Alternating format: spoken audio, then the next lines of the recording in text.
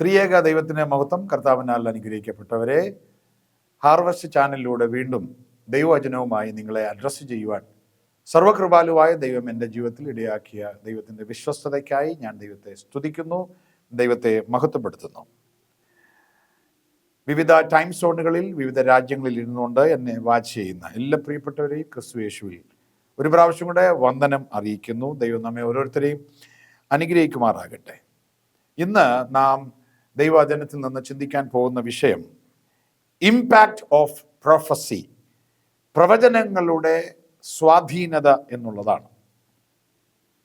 വളരെ ആധികാരികവും ആനുകാലികവുമായി നാം പഠിച്ച് അപഗ്രഥിച്ച് വിലയിരുത്തപ്പെടേണ്ട ഒരു കാര്യമാണ് പ്രവചനവും പ്രവചന ശുശ്രൂഷകളും അത് നമ്മിൽ വരുത്തുന്ന സ്വാധീനങ്ങളും മാറ്റങ്ങളും എന്ന കാര്യം. ദൈവത്തിന് മഹത്വമുണ്ടാകട്ടെ. യെശയ്യാവിൻ്റെ പുസ്തകം 30-ാം അധ്യായം 21-ാം വാക്യം ഈ പ്രവചനങ്ങളെക്കുറിച്ച് പറയുന്ന ഒരു ഭാഗമുണ്ട്. അത് ഞാൻ ആമുഖമായി നിങ്ങൾക്ക് വേണ്ടി വായിക്കാൻ കർത്താവായ യേശു ക്രിസ്തുവിൽ ശരണപ്പെടുകയാണ്. നിങ്ങൾ വലത്തോട്ടോ ഇടത്തോട്ടോ തിരിയുമ്പോൾ വഴി ഇതാകുന്നു, ഇതിൽ നടന്നുകൊള്ളുവീൻ എന്ന ഒരു വാക്ക് പിറകിൽ നിന്ന് കേൾക്കുന്നു. പ്രവചന ശുശ്രൂഷകളുടെ, പ്രവചനങ്ങളുടെ, പ്രവാചകന്മാരുടെ ഏറ്റവും അടിസ്ഥാനപരമായ ഉത്തരവാദിത്വം എന്ന് പറയുന്നത് ദൈവത്തിൻ്റെ ജനത്തെ കൃത്യവും വ്യക്തവുമായ ദൈവപാതയിലൂടെ നടത്തിയെടുക്കുക, അതിലൂടെ നിത്യതയുടെ അവകാശികളാക്കി തീർക്കുക എന്നുള്ളതാണ് എന്ന സത്യം നാം ഓരോരുത്തരും മറന്നു പോകരുത്. ദൈവത്തിന് മഹത്വം ഉണ്ടാകട്ടെ. നിങ്ങൾ വലത്തോട്ടോ ഇടത്തോട്ടോ തിരിയുമ്പോൾ വഴി ഇതാകുന്നു എന്ന്, ഇതിൽ നടന്നുകൊള്ളുവീൻ എന്ന ഒരു വാക്ക്, ഒരു ശബ്ദം പുറകിൽ നിന്ന് കേൾക്കുന്നു. നമ്മുടെ ജീവിതത്തിൽ നമ്മെ കൃത്യമായ വാഗ്ദത്തങ്ങളിലൂടെ, വചനത്തിലൂടെ ജീവിത സാഹചര്യങ്ങളെ മറികടന്ന് നമ്മെ നിത്യതയിൽ എത്തിക്കുവാൻ ദൈവമായ കർത്താവ് നമുക്കും ദൈവത്തിനുമിടയിൽ ആക്കി വച്ചിരിക്കുന്ന ഒരു സംവിധാന നടപടി ക്രമത്തിൽപ്പെട്ടതാണ് പ്രവചനം എന്ന ശുശ്രൂഷയും അതിൻ്റെ സ്വാധീനവും. അതിൽ ഉൾപ്പെടുന്ന പ്രവാചകന്മാരായാലും പ്രവാചകിമാരായാലും. പഴയ നിയമകാല പ്രവാചകന്മാരെന്നും പുതിയ നിയമകാലഘട്ടത്തിലെ പ്രവാചകന്മാരെന്നും പ്രവാചകന്മാരെ രണ്ടായിട്ട് തരംതിരിക്കാനായിട്ട് സാധിക്കും. മാത്രമല്ല, വലിയ പ്രവാചകന്മാരെന്നും ചെറിയ പ്രവാചകന്മാരെന്നുമുള്ള രീതിയിൽ പ്രവാചകന്മാരെയും രണ്ടായിട്ട് തരംതിരിച്ചിരിക്കുന്നതായിട്ട് നമുക്ക് കാണാനായിട്ട് സാധിക്കും. നാം ഒക്കെയും ജീവിക്കുന്ന ഈ പുതിയ നിയമസഭാ സംവിധാന കാലഘട്ടത്തിൽ പ്രവചന ശുശ്രൂഷ ഉണ്ടോ? പ്രവാചകന്മാരെ, പ്രവാചകിമാരെ ദൈവം നിയമിച്ചിട്ടുണ്ടോ? അങ്ങനെയെങ്കിൽ അതിൻ്റെ സ്വാധീനം എന്താണ്? അത് എത്രത്തോളമാണ് നമ്മുടെ വിശ്വാസ ജീവിതത്തിന് അഭികാമ്യം എന്ന വിഷയത്തിൽ നിന്ന് പ്രാരംഭമായ ചില കാര്യങ്ങൾ ഞാൻ ഓർമ്മപ്പെടുത്താൻ ക്രിസ്തുവിൽ ശരണപ്പെടുകയാണ്. നമ്മൾ 1 കൊരിന്ത്യർ 14-ാം അധ്യായം അതിൻ്റെ 3-ാമത്തെ വാക്യം പഠിക്കുമ്പോൾ ഇങ്ങനെയാണ് വായിക്കുന്നത്: പ്രവചിക്കുന്നവനോ ആത്മീക വർധനയ്ക്കും പ്രബോധനത്തിനും സംസാരിക്കുന്നു.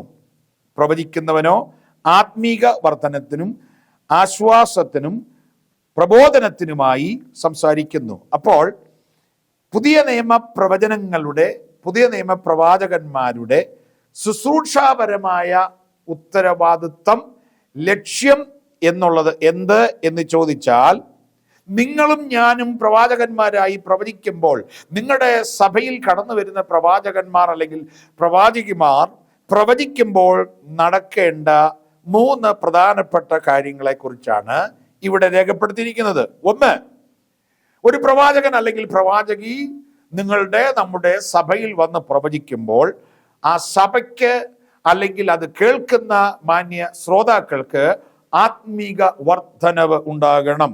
എഡിഫിക്കേഷൻ ഇൻ ദ സ്പിരിറ്റ്, ആത്മാവിൽ അവർക്ക് ആത്മീക വർധനവ് ഉണ്ടാകണം. 2, എക്സോർട്ടേഷൻ, അവർക്ക് പ്രബോധനം ഉണ്ടാകണം.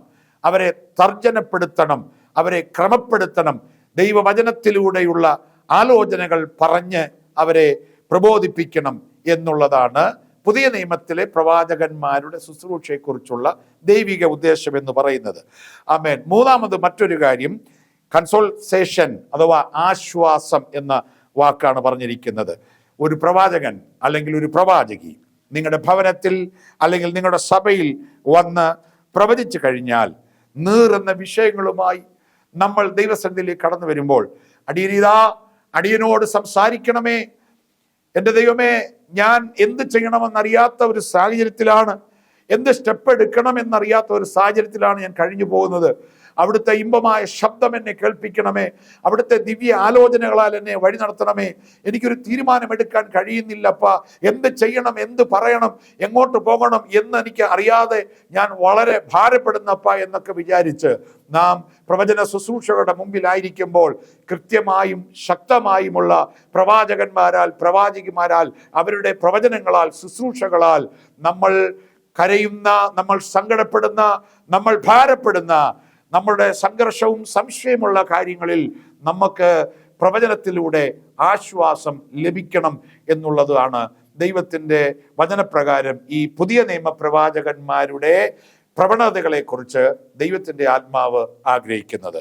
എന്നാൽ തികച്ചും വ്യത്യസ്തമായ ചില അനുഭവങ്ങൾ ഞാൻ ഇവിടെ നിങ്ങളെ ഓർമ്മപ്പെടുത്താൻ ക്രിസ്തുയേശുവിൽ ശരണപ്പെടുകയാണ്. മറ്റൊന്നുമല്ല, ഈ പേര് കേട്ട പ്രവാചകന്മാർ ഒരു കാലത്ത്, ഈ അടുത്ത കാലത്തൊന്നും അത് ഞാൻ അനുഭവിച്ചിട്ടില്ല, അല്ലെങ്കിൽ അങ്ങനെയുള്ള കാര്യങ്ങൾ ഞാൻ കേട്ടിട്ടില്ല. ഒരു കാലത്ത് ഞാൻ കേട്ടിട്ടുണ്ട്, ഈ പ്രവാചകന്മാരെന്ന് വിളിപ്പേരുള്ളവർ ആ സഭയിലോ വീടുകളിലോ വന്നാൽ സഭയ്ക്കും വീടിനുമൊക്കെ ഒരു വല്ലാത്ത ഭയമുണ്ടാകുകയാണ്. കാരണം കണ്ണടച്ച് രണ്ട് അന്യഭാഷ പറഞ്ഞാൽ ശവപ്പെട്ടി കാണുന്ന പ്രവാചകന്മാർ, വീട്ടിൽ പരമ്പ് വലിച്ചു കെട്ടുന്നത് കാണുന്നു, ടാർപ്പ വലിച്ചു കെട്ടുന്നത് കാണുന്നു, കറുത്ത കൊടി കാണുന്നു. ഞാൻ കൗതുകപൂർവം കേട്ടിട്ടുണ്ട്, ചില പ്രവാചകന്മാർ പ്രവാചകിമാർ മൂക്കിൽ പഞ്ഞി വെച്ചിട്ടേ പോത്തുള്ളൂ. മൂക്കിൽ പഞ്ഞി വെക്കുന്ന പ്രവാചകന്മാർ അല്ലെങ്കിൽ പ്രവാചകിമാർ. എന്താണ് ഇതിന്റെ ബേസ്? അതെ, ഇതിന്റെ അടിസ്ഥാനം എന്താണ്? ആരാണ് ഇങ്ങനെ പ്രവചിക്കാൻ നിങ്ങളെ അയച്ചിരിക്കുന്നത്? ഇങ്ങനെയാണ് പ്രവചിക്കേണ്ടതെന്ന് നിങ്ങളോട് ആരാ പറഞ്ഞത്? ഈ വലിയ പ്രവാചകന്മാരുടെയൊക്കെ ആത്മാവാണ് ഞങ്ങളിലും ഉള്ളതെന്ന് വിചാരിച്ച് ആമേൻ പാപത്തെ ശിക്ഷിക്കുന്ന, പാപത്തെ തർജ്ജനം ചെയ്യുന്ന പ്രവാചകന്മാരുടെ രീതിയിൽ പ്രവചിച്ചിട്ട് ഞാൻ കീറിക്കളയും, ഞാൻ കൊന്നുകളയും, മടങ്ങി വന്നില്ലെങ്കിൽ ഞാൻ അരിഞ്ഞു വീഴ്ത്തും എന്നൊക്കെ പറഞ്ഞ് ദൈവത്തിൽ വിശ്വസിച്ചിരിക്കുന്ന ദൈവത്തിന്റെ ജനത്തെ ഭീഷണിപ്പെടുത്താനും ഭയപ്പെടുത്താനും നിങ്ങളെ ഏത് ദൈവമാണ് ചുമതലപ്പെടുത്തിയിരിക്കുന്നത്? ഹല്ലേലൂയ. ഒരു വ്യക്തി ഒരു പാപം ചെയ്തിട്ടാണെങ്കിൽ പോലും അവൻ ദൈവസന്നിധിയിൽ വന്നിരിക്കുകയാണെങ്കിൽ, ഗലാത്യലേഖനം 6-ാം അധ്യായം 1-ാം വാക്യം പറയുന്നത്, ഒരു മനുഷ്യൻ, സഹോദരന്മാരെ, ഒരു മനുഷ്യൻ വല്ല തെറ്റിലും അകപ്പെട്ട് പോയിട്ടുണ്ടെങ്കിൽ ആത്മീകരായ നിങ്ങൾ അവനെ യഥാസ്ഥാനപ്പെടുത്തുവിൻ, നീയും അടിമ നുകത്തിൽ കുടുങ്ങാതിരിപ്പാൻ ശ്രദ്ധിച്ചുകൊള്ളുവിൻ. ഇതാണ് ദൈവത്തിന്റെ വചനം. പുതിയ നിയമത്തിന്റെ പ്രവാചക ദൗത്യമനുസരിച്ച് പാപം ചെയ്യുന്ന ഒരു വ്യക്തി, പാപത്തിൽ തുടരുന്ന ഒരു വ്യക്തിയെ ആമേൻ അവന്റെ പാപബോധം അവനിൽ വരുത്തുമാറ് അവനോട് അവന്റെ പാപത്തെക്കുറിച്ച് ദൈവം വെളിപ്പെടുത്തിയ വെളിപ്പാടുകൾ, ആലോചനകൾ അവന് മനസ്സിലാകുന്ന ഭാഷയിൽ അവനെ വെട്ടിക്കൊല്ലാതെ, അവനെ കീറി മുറിക്കാതെ അവനോട് വളരെ സാവധാനം അവന് മടങ്ങി വരാനും മാനസാന്തരപ്പെടാനും, ഞാൻ ചെയ്തുകൊണ്ടിരിക്കുന്ന അല്ലെങ്കിൽ ഞാൻ ചെയ്തു പോയിട്ടുള്ള പാപങ്ങൾ ദൈവസന്നിധിയിൽ തെറ്റാണ്, അത് ഞാൻ ചെയ്യാൻ പാടില്ല, അതിൽ ഞാൻ കണ്ടിന്യൂ ചെയ്യാൻ പാടില്ല എന്ന ബോധ്യം അവനുണ്ടാകുകയും അവന് മടങ്ങി വരാനും അവൻ്റെ ദൈവത്തെങ്കിലേക്ക് അവന് നിലവിളിക്കാനും ആ പശ്ചാത്തപിച്ച് അതിൻ്റെ മാനസാന്തരം പ്രാപിപ്പാനുമുള്ള ഒരു സാഹചര്യം ഒരുക്കി കൊടുക്കാനാണ് പ്രവാചകന്മാരെ പുതിയ നിയമത്തിൽ ദൈവം ആക്കി വെച്ചിരിക്കുന്നത്. അല്ലാതെ നിന്നെയും കൊല്ലും ഞാനും ചാവുമെന്ന് പറയാനല്ല പ്രവാചകന്മാരെ ദൈവം ആക്കി വെച്ചിരിക്കുന്നത്. ഹല്ലേലൂയ. ഇനി വേറെ ചിലരുണ്ട്, പ്രവാചകന്മാരുടെ പേരിൽ പ്രവാചക ശുശ്രൂഷയുടെ ഔന്നത്യത്തിൽ നിൽക്കുന്നു എന്ന് തോന്നിപ്പിക്കുന്ന തരത്തിൽ കണ്ണടച്ച് വെളിപ്പാട് പറയുക, കണ്ണടച്ച് ദർശനം പറയുക, സ്വപ്നം പറയുക, ദൈവം എന്നെ ഇങ്ങനെ കാണിക്കുന്നു, ദൈവം എന്നെ ഇങ്ങനെ അറിയിക്കുന്നു, ഞാൻ ഇന്നലെ പ്രാർത്ഥിച്ചപ്പോൾ ദൈവം എന്നെ ഇങ്ങനെ അറിയിച്ചു, ഇങ്ങനെ കാണിച്ചു എന്നൊക്കെ പറഞ്ഞിട്ട് ഭയപ്പെടുത്തുന്ന കാര്യങ്ങൾ പറയുക. മനുഷ്യന്റെ ഉടലും പാമ്പിന്റെ തലയുമുള്ള ഒരു ശക്തിയെ, ഒരു ജീവിയെ കാണിച്ചു. നിങ്ങളുടെ വീട്ടിലേക്ക് 10 തലയുള്ള ഒരു പാമ്പ് കയറി വരുന്നതായിട്ട് കാണുന്നു. നിങ്ങളുടെ വീടിന്റെ അകത്തോട്ട് ഒരു വലിയ ആന കയറി വരുന്നു, നിങ്ങളുടെ വീട് ചവിട്ട് മെതിക്കുന്നതായിട്ട് കാണുന്നു. നിങ്ങളുടെ തലമുറകൾ ആക്സിഡന്റിൽ പെടുന്നതായിട്ട് കാണുന്നു. നിങ്ങളുടെ തലമുറകൾക്ക് എന്തോ വലിയ അനർത്ഥം ഉണ്ടാകുന്നതായിട്ട് കാണുന്നു. നിങ്ങൾ ഹോസ്പിറ്റലിൽ ഓപ്പറേഷൻ തിയേറ്ററിൽ കിടക്കുന്നതായിട്ട് കാണുന്നു. നിങ്ങളുടെ ശരീരത്തിൽ എന്തോ മുഴകൾ ഉണ്ടാകുന്നതായിട്ട് കാണുന്നു. നിങ്ങൾ വലിയ സാമ്പത്തിക നഷ്ടം ഉണ്ടാകുന്നതായിട്ട് കാണുന്നു. നിങ്ങളിൽ ചിലരൊക്കെ ജയിലിൽ കയറുന്നതായിട്ട് കാണുന്നു. ഇങ്ങനെ കാണുന്നത് മൊത്തവും വിളിച്ചു പറയാൻ പുതിയ നിയമത്തിൽ ഒരു പ്രവാചകനെയും പ്രവാചകയും ദൈവം ആക്കിയിട്ടില്ല എന്നാണ് ഞാൻ ഈ വചനത്തിലൂടെ പറയാൻ ആഗ്രഹിക്കുന്നത്. അതൊക്കെ ഏത് ആത്മാവിൽ ഏത് ദൈവം കൊടുത്ത വെളിപ്പാടാണെന്ന് എനിക്കറിയത്തില്ല. ഒരുപക്ഷെ ദൈവമാണ് അങ്ങനെ കാണിക്കുന്നതെങ്കിൽ പോലും അതിന് നീക്കുപോക്കുകളുടെ സൊല്യൂഷന്റെ ഒരു ആലോചനയും അതിൻ്റെ കൂടെ വരത്തില്ലേ? കണ്ണടച്ചാൽ ഇങ്ങനെ ഭീകര ജന്തുക്കളെയും ജീവികളെയും കാണുന്ന ഭീകര സംഭവങ്ങളെയും അപകടങ്ങളെയും അനർത്ഥങ്ങളെയും യുദ്ധങ്ങളെയും അതുപോലെ ബോംബുകളെയും ഒക്കെ കാണുന്ന കാഴ്ചപ്പാടൊക്കെ പുതിയ നിയമത്തിന്റെ സംവിധാനം അനുസരിച്ച് അത്ര അഭികാമ്യമല്ല എന്നാണ് കഴിഞ്ഞ 30ഓളം വർഷങ്ങളായിട്ട് ഈ ശുശ്രൂഷയിൽ തന്നെ നിൽക്കുന്ന എനിക്ക് എൻ്റെ മാന്യ ശ്രോതാക്കളോട് പറയാനുള്ളത്, എൻ്റെ മാന്യ കേൾവിക്കാരോട് പറയാനുള്ളത്, കാഴ്ചക്കാരോട് പറയാനുള്ളത്. ദൈവത്തിന് മഹത്വം ഉണ്ടാകട്ടെ. ഹല്ലേലൂയ. നമുക്ക് ആശ്വാസം ഉണ്ടാകണം. അഥവാ ഭീകരമായ അന്തരീക്ഷത്തിലൂടെ ഞാൻ കടന്നു പോകും, അല്ലെങ്കിൽ ദൈവം എന്നെ കടത്തി വിടും എന്ന് പറയുന്നതിൻ്റെ കാര്യം എന്താ? ഞാനൊരു പാപിയാണെന്ന് പ്രവാചകൻ അറിഞ്ഞതുകൊണ്ട് എന്നെ പാപത്തിൽ നിന്ന് കരകയറ്റാനല്ലേ നോക്കണ്ടേ? ദൈവത്തിൽ ക്ഷീണിച്ചു പോയ ഞാൻ, ദൈവത്തിൽ അവിശ്വസിച്ച ഞാൻ, ദൈവത്തെ വിശ്വസിക്കുകയല്ലേ വേണ്ടത്? ഒരു പ്രവാചകൻ ഒരു പ്രവാചകന്റെ അടുക്കൽ വന്ന് എന്നോട് പ്രവചിച്ചാൽ ഞാൻ ദൈവത്തെ വിശ്വസിക്കുന്നവനായി മാറണ്ടേ? ഞാൻ ദൈവത്തിന്റെ നിഷേധിയായിരുന്നെങ്കിൽ ഞാൻ ദൈവത്തെ സ്നേഹിക്കുന്നവനായി മാറണ്ടേ? അതല്ലേ ദൈവത്തിന്റെ വചനം നമ്മളോട് പറയുന്നത്. ആമേൻ. ഭീകരമായ സ്വപ്നങ്ങളും ഭീകരമായ കാഴ്ചകളും വെളിപ്പാടുകളും വെളിവുകേടുകളും പറഞ്ഞ് നിങ്ങളുടെ ഭവനത്തിൽ, നിങ്ങളുടെ ചർച്ചിൽ നിങ്ങളെ സമൂഹമായോ ഒറ്റയ്ക്കോ കുടുംബമായോ കണ്ട് പ്രവാചകൻ പ്രവാചകി എന്ന പേരിൽ ഭീഷണിപ്പെടുത്തിയിട്ടുള്ള ആരെങ്കിലും ഉണ്ടെങ്കിൽ, അതിൻ്റെ പേരിൽ അങ്ങനെ ഭയന്നിരിക്കുന്ന ആരെങ്കിലും ലോകത്തിന്റെ ഏതെങ്കിലും ടൈം സോണുകളിൽ ഏതെങ്കിലും ഇടങ്ങളിൽ ഇരുന്ന് ഇപ്പോൾ എന്നെ കാണുകയാണെങ്കിൽ ഞാൻ നിങ്ങളോട് പറയാം, അതൊക്കെ ശുദ്ധ അബദ്ധമാണ്, അതൊക്കെ ശുദ്ധ കള്ളത്തരമാണ്, ഭോഷ്കാണ്. അങ്ങനൊന്നും പ്രവാചകന്മാരെ ഒന്നും ദൈവം ആക്കിയിട്ടില്ല എന്ന യാഥാർത്ഥ്യം നിങ്ങളാരും മറന്നു പോകരുത് എന്ന് ഞാൻ ക്രിസ്തുയേശുവിൽ പറയുവാൻ ക്രിസ്തുവിൽ ശരണപ്പെടുകയാണ്. ഇനി നമ്മൾ 2 പത്രോസ് 1-ാം അധ്യായം അതിൻ്റെ 21-ാം വാക്യത്തിലേക്ക് വരുമ്പോൾ എന്താണ് പ്രവചനം എന്നുള്ളതിനെ കുറിച്ച് വളരെ വ്യക്തമായ ഒരു വചനഭാഗം നമുക്ക് കാണാനായിട്ട് സാധിക്കും. 2 പത്രോസ് 1-ാം അധ്യായം 21-ാം വാക്യം. അവിടെ എങ്ങനെയാണ് വായിക്കുന്നത്? പ്രിയമുള്ളവരെ, പ്രവചനം ഒരിക്കലും മനുഷ്യന്റെ ഇഷ്ടത്താൽ വന്നതല്ല, ദൈവകൽപ്പനയാൽ മനുഷ്യർ പരിശുദ്ധാത്മ നിയോഗം പ്രാപിച്ചിട്ട് സംസാരിച്ചതത്രേ. ഹല്ലേലൂയ. ഈ വചനങ്ങളാൽ ദൈവം നിങ്ങളെ അനുഗ്രഹിക്കട്ടെ. എന്താ ഇതിന്റെ അർത്ഥം?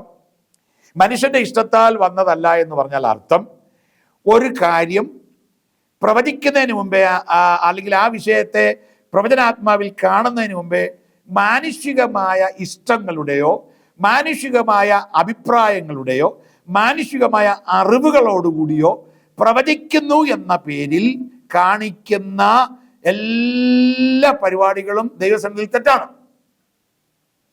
ആമേൻ. പ്രവചനം ഒരിക്കലും മനുഷ്യന്റെ സ്വന്തമായ വ്യാഖ്യാനത്താൽ വരുന്നതല്ല, ഇഷ്ടത്താൽ വരുന്നതല്ല. സ്വന്തമായി കാര്യങ്ങൾ ചുമതലപ്പെടുത്തിയവരിലൂടെ മുൻകൂട്ടി അറിഞ്ഞ് അങ്ങനെ അത് പ്രവചനമാണെന്നുള്ള രീതിയിൽ കേൾവിക്കാരെ തെറ്റിദ്ധരിപ്പിക്കുന്ന ഒരുപാട് കള്ളപ്രവാചകന്മാരുടെ സമൂഹം നമ്മുടെ ചുറ്റുമുണ്ട്. വണ്ടിയുടെ നമ്പർ പറയുക, നിറം പറയുക, വീട്ടിലുള്ള അംഗങ്ങളുടെയൊക്കെ പേര് വിവരം പറയുക, വീട്ടുപേര് പറയുക, വീടിൻ്റെ ലൊക്കേഷൻ പറയുക, വീട്ടിൻ്റെ അകത്തെ അന്തരീക്ഷങ്ങളെക്കുറിച്ച് പറയുക. ഇതൊക്കെ ഫോറൻസിക് പ്രൊഫസി എന്ന പേരിലാണ് നമ്മുടെ ഇടയിൽ അറിയപ്പെടുന്നത്. എന്നാൽ അതിനകത്തൊക്കെ എത്രത്തോളം ദൈവീകതയുണ്ട്, എത്രത്തോളം ഇതിനകത്തൊക്കെ ദൈവാത്മാംശമുണ്ട്, ദൈവം ഇടപെട്ടിട്ടുണ്ട് എന്നുള്ള കാര്യം നിരീക്ഷിക്കേണ്ട കാലം അതിക്രമിച്ചു പോയി.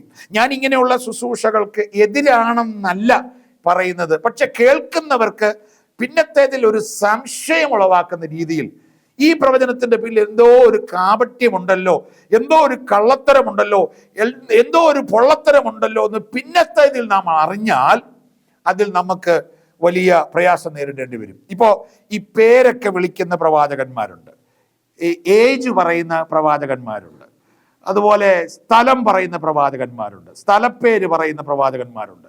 എല്ലാം ശരിയാണ്. കൃപയാൽ എൻ്റെ ജീവിതത്തിലും എൻ്റെ ശുശ്രൂഷകളിലും എനിക്ക് അനുഭവങ്ങളൊക്കെ അങ്ങനെ ഉണ്ടായിട്ടുണ്ട്. പക്ഷേ അത് കേൾവിക്കാരെ കൺഫ്യൂസ്ഡ് ആക്കരുത്. അവർ ആ ശുശ്രൂഷയിൽ പിന്നത്തേതിൽ തെറ്റിദ്ധരിക്കാൻ പാടില്ല. അങ്ങനെ കേട്ടാൽ അത് ദൈവം അറിയിച്ചതാണെന്ന് അവർക്ക് ബോധ്യപ്പെടുന്ന തരത്തിൽ വേണം അങ്ങനെയുള്ള ശുശ്രൂഷകൾ കൈകാര്യം ചെയ്യാൻ. ഇല്ലെങ്കിൽ ഇത് മനുഷ്യന്റെ സ്വന്തം ഇഷ്ടത്താൽ ഇതിൻ്റെ ആ മാനുഷികമായ ടെക്നിക്ക് ഉപയോഗിച്ച് പറഞ്ഞതാണ് എന്ന് പിന്നത്തേതിൽ പറയേണ്ടി വരും. അങ്ങനെയുള്ള യാതൊരു ടെക്നിക്കുകളും ഈ പ്രവചന ശുശ്രൂഷയിൽ ഉൾപ്പെടുത്താൻ പാടില്ല. അങ്ങനെയുള്ള ടെക്നിക്കുകൾ നിമിത്തമായിട്ടുള്ള പ്രവചനങ്ങൾ ദൈവത്തിൻ്റെ ആത്മാവിൽ നിന്ന് കിട്ടുന്നതല്ല എന്ന കാര്യം ദൈവജനം അറിയേണ്ടതാണ്. മറിച്ച് ദൈവകൽപ്പനയാൽ മനുഷ്യർ പരിശുദ്ധാത്മ നിയോഗം പ്രാപിച്ചിട്ട് സംസാരിച്ചതത്രേ. ദൈവത്തിന് മഹത്വം ഉണ്ടാകട്ടെ. നമ്മൾ ഇത് പരിശുദ്ധാത്മ നിയോഗത്തോട് ദൈവാത്മാവ് എന്നെ അറിയിക്കുന്നു, ദൈവാത്മാവ് എന്നെ ബോധ്യപ്പെടുത്തുന്നു, ദൈവാത്മാവ് എന്നെ കാണിക്കുന്നു എന്നത് പറഞ്ഞാൽ, ഒരു പേര് വിളിച്ചാൽ, ഒരു സ്ഥലപ്പേര് പറഞ്ഞാൽ അത് തന്നെ ആയിരിക്കണം, അത് കൃത്യമായിരിക്കണം, അത് വ്യക്തമായിരിക്കണം. അതിനകത്ത് യാതൊരു ടെക്നിക്കും ഉപയോഗിക്കേണ്ട കാര്യമില്ല. ആമേൻ. അതുകൊണ്ട് ആ കാര്യങ്ങളിൽ നമ്മൾ തിരിച്ചറിവുള്ളവരായിരിക്കണം. ആമേൻ. തീർച്ചയായിട്ടും പരിശുദ്ധാത്മ നിയോഗം പ്രാപിച്ച് ഇതുപോലെ ഡീറ്റെയിൽസ് പറഞ്ഞ് പ്രവചിക്കുന്ന പ്രവാചകന്മാരുടെ ചരിത്രം വേദപുസ്തകത്തിലുണ്ട്. ഇന്നും അങ്ങനെയുള്ള പ്രവാചകന്മാരുണ്ട്. അവരെ ഓർത്ത് ഞാൻ ദൈവത്തെ സ്തുതിക്കുകയും അങ്ങനെയുള്ള പ്രവാചകന്മാരാൽ നിങ്ങളുടെ സഭകളിൽ, നിങ്ങളുടെ ഭവനങ്ങളിൽ നിങ്ങൾക്ക് ആ ഒരു പ്രവാചക സന്ദർശനം ഉണ്ടാകട്ടെ എന്ന് ഞാൻ ആത്മാർത്ഥമായിട്ട് പ്രാർത്ഥിക്കുകയും ചെയ്യുകയാണ്. എന്നാൽ നമ്മൾ യിരെമ്യാവിൻ്റെ പുസ്തകം 14-ാം അധ്യായം അതിൻ്റെ 14-ാം വാക്യം പഠിക്കുമ്പോൾ വളരെ ഗൗരവമായൊരു ഭാഗം ഈ പ്രവചനത്തെക്കുറിച്ച് നമുക്ക് കാണാനായിട്ട് സാധിക്കും. യിരെമ്യാവിൻ്റെ പുസ്തകം അതിൻ്റെ 14-ാം അധ്യായം അതിൻ്റെ 14-ാം വാക്യം ഇങ്ങനെയാണ് പറയുന്നത്: യഹോവ എന്നോട് അരുളി ചെയ്തു, പ്രവാചകന്മാർ എൻ്റെ നാമത്തിൽ ഭോഷ്ക് പ്രവചിക്കുന്നു. ഞാൻ അവരെ അയച്ചിട്ടില്ല, അവരോട് കൽപ്പിച്ചിട്ടില്ല, അവരോട് സംസാരിച്ചിട്ടുമില്ല. അവർ വ്യാജ ദർശനവും പ്രശ്നവാക്യവും ഇല്ലാത്ത കാര്യവും സ്വന്തം ഹൃദയത്തിലെ വഞ്ചനയും നിങ്ങളോട് പ്രവചിക്കുന്നു. എങ്ങനെയാണ് കള്ളപ്രവാചകന്മാരെയും കള്ളപ്രവചനങ്ങളെയും തിരിച്ചറിയുന്നത്? കള്ളപ്രവാചകന്മാരാണ് ഏറിയ പങ്കും. എന്നാൽ അതിൻ്റെ നടുവിലും സത്യസന്ധമായി ഈ പ്രവാചക ദൗത്യം ഏറ്റെടുത്ത പ്രവാചകന്മാർ, പ്രവാചികമാർ നമ്മുടെ ഇടയിലുണ്ട്. ഈ കള്ളപ്രവചനങ്ങളെ, കള്ളപ്രവാചകന്മാരെ നമ്മൾ എങ്ങനെയാണ് തിരിച്ചറിയേണ്ടത് പ്രിയമുള്ളവരെ? അതിനാണ് ദൈവത്തിൻ്റെ വചനം നമുക്ക് തന്നിരിക്കുന്നത്. അവരെ തിരിച്ചറിയാനുള്ള മാർഗം നിങ്ങൾ വചനപ്രകാരം ശ്രദ്ധിക്കുക.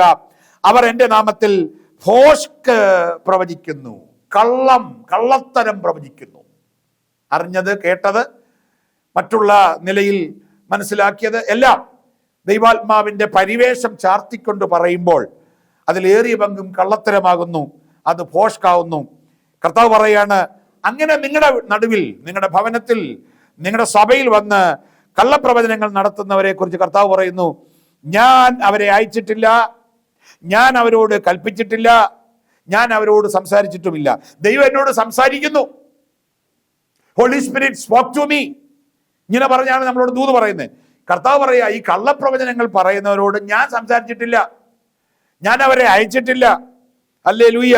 ഞാൻ അവരോട് അങ്ങനെ പ്രവചിക്കാൻ കൽപ്പിച്ചാക്കിയിട്ടുമില്ല, ഞാൻ അവരെ നിയോഗിച്ചിട്ടില്ല.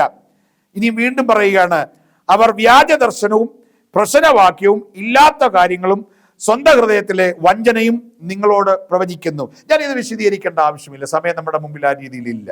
മനസ്സിലാക്കുക, വ്യാജ ദർശനങ്ങളും വാക്യവും ഇല്ലാത്ത കാര്യവും സ്വന്തം ഹൃദയത്തിലെ ആഗ്രഹങ്ങളും നിങ്ങളോട് പ്രവചനത്തിന്റെ പരിവേഷം ചാർത്തി പറയുന്നെങ്കിൽ ഓർത്തോണം, ആ പ്രവചനം കള്ളമാണ്, ആ പ്രവാചകനും കള്ളമാണ്. ഹല്ലേലൂയ, കള്ളത്തരമാണ്. ഈ തിരിച്ചറിവ് നമുക്ക് ഉണ്ടാകേണ്ടത് കാലത്തിന്റെ ആവശ്യമാണ്, സഭയുടെ ഇന്നിന്റെ ആവശ്യമാണ് എന്ന ദൈവനാമത്തിൽ നിങ്ങളോട് പറയാൻ ഞാൻ ക്രിസ്തുവിൽ ശരണപ്പെടുന്നു. ഇനി മറ്റൊരു കാര്യം, ഈ ഏറ്റവും വലിയ പ്രവാചകൻ അല്ലെങ്കിൽ ഏറ്റവും വലിയ പ്രവചനം എന്ത് എന്ന് ചോദിച്ചാൽ, ക്രിസ്തു യേശുവിൻ്റെ ശുശ്രൂഷയുമായി നമ്മൾ മനസ്സിലാക്കുമ്പോൾ, പഠിക്കുമ്പോൾ, യോഹന്നാന്റെ സുവിശേഷം 4-ാം അധ്യായം 16 മുതൽ 19 വരെയുള്ള വാക്യങ്ങളിൽ ശമരിക്കാരിയായ ഒരു സഹോദരിയെ കർത്താവ് അവർ തമ്മിൽ കൂടിക്കാഴ്ച നടത്തുന്നതും സംസാരിക്കുന്നതുമായ കാര്യങ്ങൾ കേൾക്കുന്നുണ്ട്. ജീവജലത്തെക്കുറിച്ച് സംസാരിക്കുന്ന വേളയിൽ ആ വെള്ളം എനിക്ക് കിട്ടിയാൽ കൊള്ളാം, എനിക്കത് വേണം എന്ന് പറഞ്ഞപ്പോൾ കർത്താവ് പറഞ്ഞു, നീ ആദ്യം പോയി നിന്റെ ഭർത്താവിനെ വിളിച്ചോണ്ട് വാ എന്ന് പറഞ്ഞപ്പോൾ, നോ നോ നോ എനിക്ക് ഭർത്താവില്ല എന്ന് പറഞ്ഞപ്പോൾ കർത്താവ് പറയാണ്, 5 ഭർത്താക്കന്മാർ നിനക്കുണ്ടായിരുന്നു, ഇപ്പോഴുള്ളവനോ നിന്റെ ഭർത്താവല്ല എന്ന് പറഞ്ഞപ്പോൾ ആ സ്ത്രീ പറഞ്ഞ ഒരു മറുപടിയുണ്ട്, ഓ ഹല്ലേലൂയ, നീ ഒരു പ്രവാചകൻ എന്ന് ഞാൻ കാണുന്നു. I can see and I can understand that you are a prophet. Yes. ഒരു പ്രവാചകന്റെ പ്രഥമവും ഗൗരവമായ ഉദ്ദേശം എന്ന് പറയുന്നത് ആശ്വാസത്തിനും ആത്മീയ വർധനവിനും പ്രബോധനത്തിനുമായി ശുശ്രൂഷകൾ നിർവഹിക്കുമ്പോൾ അതിനോടൊപ്പം വ്യക്തികളുടെ പാപജീവിതത്തെ ആത്മാവിൽ കാണേണ്ടത് പ്രവാചകന്മാരുടെ ദൗത്യമാണ്. എന്നാൽ ഈ കാലഘട്ടങ്ങളിൽ നമ്മുടെ നടുവിൽ നിങ്ങൾ കാണുന്ന, ഞാൻ കാണുന്ന പ്രവാചകന്മാരിൽ എത്ര പേരുണ്ട് നമ്മെ മാനസാന്തരത്തിലേക്ക് നയിക്കുന്ന, നമ്മെ മടങ്ങി വരവിലേക്ക് നയിക്കുന്ന, നമ്മെ ദൈവത്തിലേക്ക് നയിക്കുന്ന എത്ര പ്രവാചകന്മാർ നമ്മുടെ ഇടയിൽ സന്ദർശിക്കാറുണ്ട്, നമ്മുടെ ഇടയിൽ കാണാറുണ്ട്.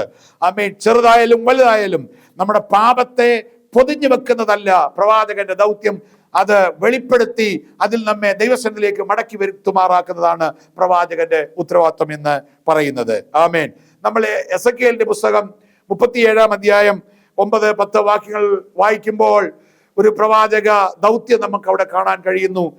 ഉണങ്ങിയ അസ്ഥി താഴ്വരകളുടെ നടുവിൽ, ചിന്നി ചിതറിക്കിടക്കുന്ന അസ്ഥികൂടങ്ങളുടെ നടുവിൽ ഒരു പ്രവാചകനെ ദൈവം കൊണ്ട് പ്ലേസ് ചെയ്തിട്ട്, നീ എന്ത് കാണുന്നു? അസ്ഥികൾ കാണുന്നു.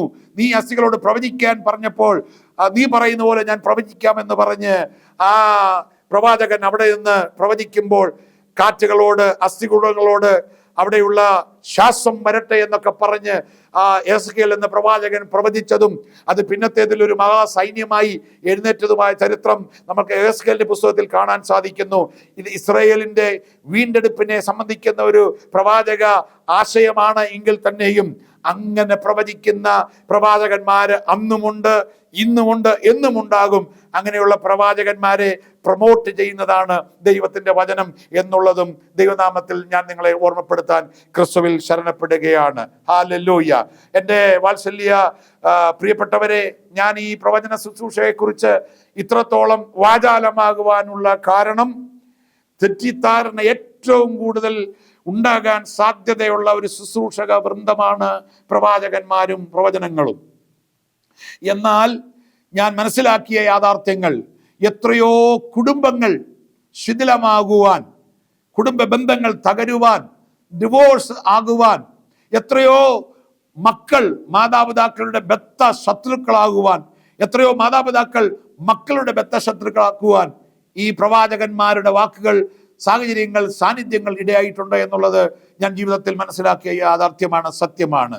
എത്രയോ സഭകൾ ചിഹ്നമായി പോയത്, ചിതറിപ്പോയത് ഈ പ്രവാചകന്മാരുടെ പ്രവചനങ്ങളാലാണെന്ന് ഞാൻ മനസ്സിലാക്കിയിട്ടുണ്ട്. മാത്രമല്ല, ആമേൻ, വിശ്വാസത്തിൽ ഉറപ്പുള്ളവർ, വിശ്വാസത്തിൽ ശക്തരായി നിലനിന്നിരുന്ന പലരും വിശ്വാസത്തിൽ നിന്ന് നേരെ താഴോട്ട് പതിച്ചു പോയതിന്റെ കാരണവും ഈ പ്രവാചകന്മാരും അവരുടെ കള്ളത്തരങ്ങളുമാണെന്ന് പിന്നത്തേതിൽ അവർക്ക് മനസ്സിലായതിന്റെ പേരിലാണ്. വിശ്വാസത്തിൽ നിലനിൽക്കാൻ ഒരുപാട് ബദ്ധപ്പാടുകൾ നേരിടുമ്പോഴാണ് ഇങ്ങനെയുള്ള കള്ളപ്രവചനങ്ങളും കള്ളപ്രവാചകന്മാരും നമ്മുടെ നാട്ടിൽ വിലസുന്നത്, നമ്മുടെ ഇടയിൽ വിലസുന്നത് എന്ന യാഥാർത്ഥ്യം നിങ്ങളാരും മറന്നു പോകരുത്. യഥാർത്ഥമായി ഈ ശുശ്രൂഷ ചെയ്യുന്നവരുണ്ട്. അത് ആയിരങ്ങൾക്ക്, പതിനായിരങ്ങൾക്ക് വിടുതലിന് കാരണമായി തീരുന്നത് ഞാൻ ഈ കാലഘട്ടങ്ങളിൽ അറിഞ്ഞുകൊണ്ടിരിക്കുകയാണ്, കണ്ടുകൊണ്ടിരിക്കുകയാണ്. കള്ളന്മാരായ പ്രവാചകന്മാർ നിമിത്തവും കള്ളന്മാരായ പ്രവാചന ശുശ്രൂഷകൾ നിമിത്തവും കള്ളത്തരങ്ങൾ നിമിത്തവും വിശ്വാസത്തിൽ നിന്ന് വിശ്വാസം ത്യജിച്ചു പോയ അനേകർ ഒരുപക്ഷെ എന്നെ കേൾക്കുന്നുണ്ടെങ്കിൽ, കാണുന്നുണ്ടെങ്കിൽ, നിങ്ങൾ ഭാരപ്പെട്ടു പോകരുത്.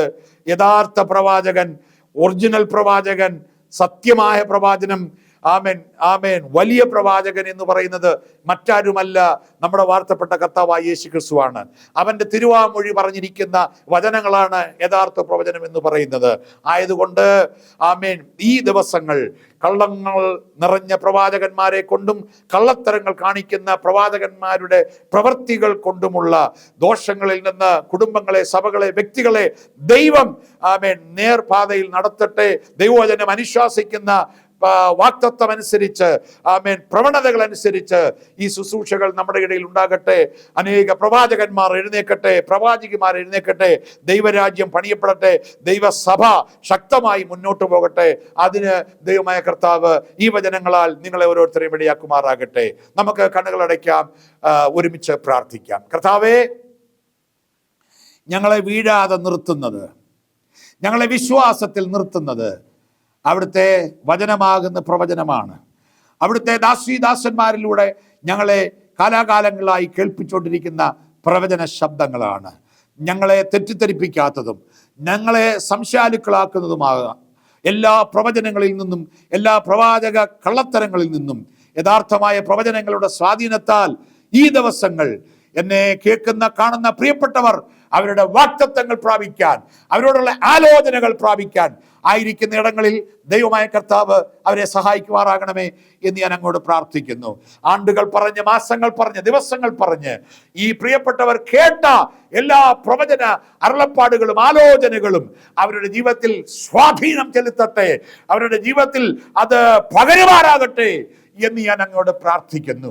ഞാൻ പിതാവിന്റെയും പുത്രന്റെയും പരിശുദ്ധാത്മാവിന്റെയും നാമത്തിൽ എന്നെ കാണുന്ന സകലരോടും ഞാൻ പ്രവചിച്ചു പറയുന്നു, ദൈവം നിങ്ങളെ സ്നേഹിക്കുന്നു, ദൈവം നിങ്ങൾക്കായി കരുതും, ദൈവം നിങ്ങളെ സൂക്ഷിക്കും. അത് യേശു ക്രിസ്തുവിൻ നാമത്തിൽ തന്നെ. Amen, amen, amen. May God bless you all. താഴെ കാണുന്ന നമ്പറിൽ, ഇമെയിൽ ID-യിൽ പ്രാർത്ഥനയ്ക്കായി നിങ്ങൾക്ക് എന്നെ ബന്ധപ്പെടാം. ഞാൻ നിങ്ങൾക്കായി പ്രാർത്ഥിക്കും.